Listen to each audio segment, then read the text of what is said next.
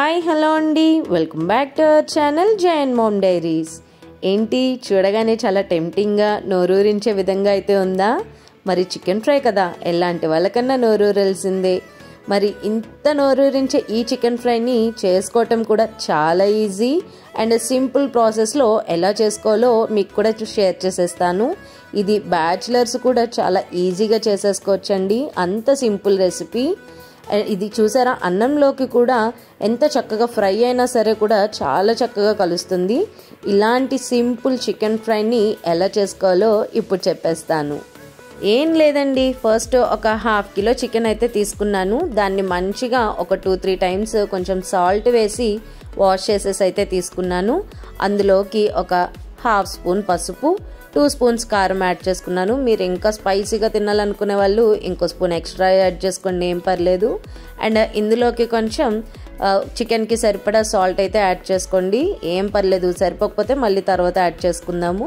And అలాగే ఒక ½ నిమ్మరసం కూడా యాడ్ చేసుకుంటున్నాను. ఈ మసాలాలన్నీ ఎంత బాగా కలుపుకుంటే మనకి పీసుకు కూడా అంత బాగా పట్టిద్దండి.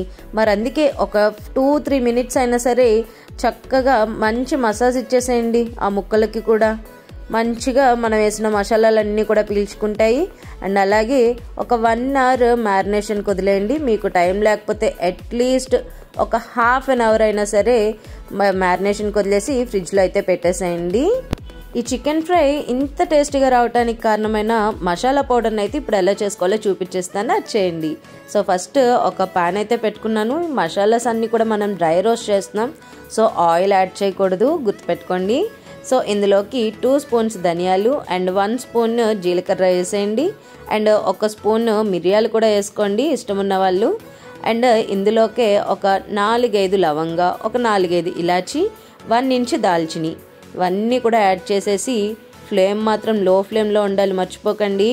ఇవన్నీ కూడా చక్కగా దోరగా వేయించేసుకోండి. ఇవన్నీ కూడా లో ఫ్లేమ్లో వేయించి పక్కన పెట్టేసుకోండి. అవి తర్వాత చల్లారిపోయిన తర్వాత ఇలా ఒక మిక్సీ జార్లోకి యాడ్ చేసేసుకొని పౌడర్లు అయితే చేసేసుకోండి. మరీ మనకి ఫైన్ పౌడర్ అయితే అక్కర్లేదు. ఇప్పుడు నేను చూపిస్తున్నాను కదా, ఇలా పౌడర్ చేసుకుంటే సరిపోతుంది. ఇప్పుడు మన చికెన్ ఫ్రైని అయితే స్టార్ట్ చేసేద్దాము. ఫస్ట్ ఇందులోకి ఒక కళాయి పెట్టుకొని ఒక 3-4 స్పూన్స్ ఆయిల్ అయితే యాడ్ చేసుకోండి. ఫ్రై కదా, కొంచెం ఆయిల్ పడుతుంది. ఇందులోకి ఆయిల్ వేడెక్కిపోయిన తర్వాత ఒక 2 బిగ్ సైజ్ ఆనియన్స్ అండ్ అలాగే ఒక 3-4 మిర్చి, ఇవన్నీ కూడా యాడ్ చేసేసుకొని చక్కగా ఆనియన్స్ బ్రౌన్ కలర్ వచ్చేంత వరకు ఫ్రై చేసేసుకోండి. ఆనియన్స్ త్వరగా ఫ్రై అయిపోవాలని చెప్పి హై ఫ్లేమ్లో పెట్టేస్తే మాత్రం మాడిపోతాయి. సో అందుకే పక్కనే ఉండి కొంచెం చూసుకొని మాడిపోకుండా ఎర్రగా ఎగేంత వరకు అయితే వేయించుకోండి. ఇప్పుడు ఇందులోకి మనం ఇందాక చక్కగా మ్యారినేట్ చేసి పెట్టుకున్నాం కదా చికెన్, ఆ చికెన్ అయితే ఇప్పుడు యాడ్ చేసేసుకుంటున్నాను. ఒకసారి చికెన్ మొత్తం కలిపేసుకొని మూత పెట్టేసుకొని ఒక 2-3 మినిట్స్ వేగనివ్వండి. ఇప్పుడు ఇందులోంచి వాటర్ మొత్తం వస్తూ ఉంటుంది కదా, సో ఒక 2-3 మినిట్స్కి ఒకసారి లిడ్ తీసి కలిపేసుకుంటూ ఉండండి. లేదంటే మళ్ళీ ఆ వాటర్ ఇంకిపోయాయంటే మొత్తం అడుగు పట్టేస్తుంది కదా, సో అందుకే మధ్య మధ్యలో అయితే కలుపుకుంటూ ఉండండి. నేను ఇందాక మ్యారినేట్ చేసినప్పుడు అల్లం వెల్లుల్లి పేస్ట్ వేయడం అక్కడ మర్చిపోయాను. సో అందుకే ఇక్కడ మళ్ళీ ఈ టైంలో నేను అల్లం వెల్లుల్లి అయితే యాడ్ చేసుకుంటున్నాను. ఇది కూడా ఫ్రెష్గా దంచుకున్నది వేసుకుంటే ఆ అరోమానే వేరు. పర్లేదు, ఎవరికైనా స్టోర్డ్ ఉంది, టైం లేదనుకుంటే ఆ స్టోర్ చేసుకున్నదన్నా వేసేసుకోండి. బట్ అప్పటికప్పుడు దంచుకోండి, ఆ టేస్ట్ మాత్రం సూపర్ వస్తుంది. ఇక్కడ చూస్తున్నారు కదా, నేను అలా 2-3 మినిట్స్కి ఒకసారి లిడ్ ఓపెన్ చేసి కలిపి పెట్టుకుంటూనే ఉన్నాను. ఇక్కడ ఇంకా నాకు కొంచెం ముక్క అయితే ఉడకాలనిపించింది. కొంచెం ఇక్కడ ఇంకా వాటర్ అంతా కూడా ఎవాపరేట్ అవ్వటం అయితే స్టార్ట్ అయింది.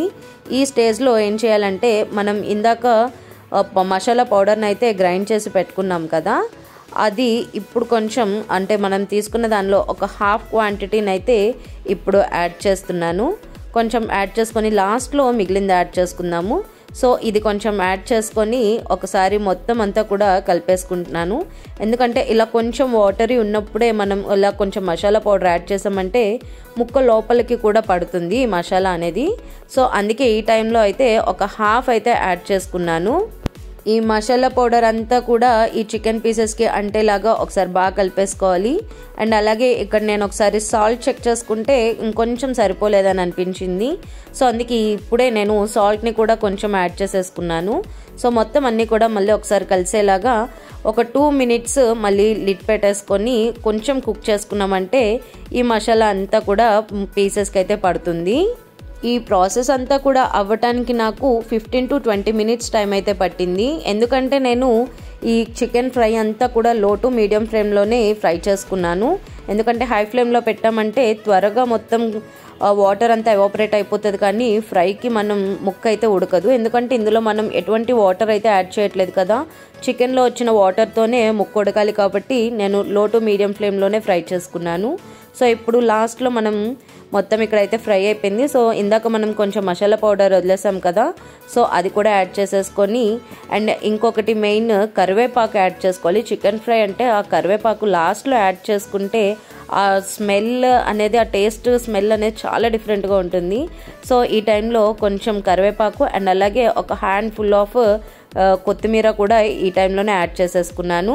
సో అవన్నీ కూడా ఒకసారి బాగా కలిపేసుకొని మూత పెట్టేసి అలా వదిలేసేయండి. ఆ కరివేపాకులో ఉన్న ఫ్లేవర్ కూడా ముక్కకి బాగా పడుతుంది.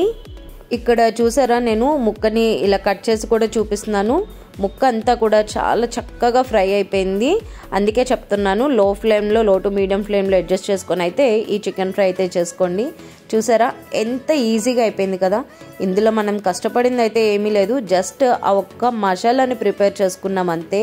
ఆ మసాలా పౌడర్ని, అది కూడా మన ఇంట్లో ఉండే మామూలు ఇంగ్రీడియంట్స్తోనే ఎంత చక్కగా, టేస్ట్ మాత్రం అదిరిపోయింది, నెక్స్ట్ లెవెల్ వచ్చింది. ఆ చికెన్ పీసెస్ మీద కొంచెం నిమ్మకాయ వేసుకొని తినండి, అలా ఉట్టి నోటిని తినేస్తారు, అన్నం కూడా అక్కర్లేదన్నమాట, అంత బాగుంది. సో మీకు కనుక మన వీడియో నచ్చితే లైక్ చేసి సబ్స్క్రైబ్ చేసేయండి.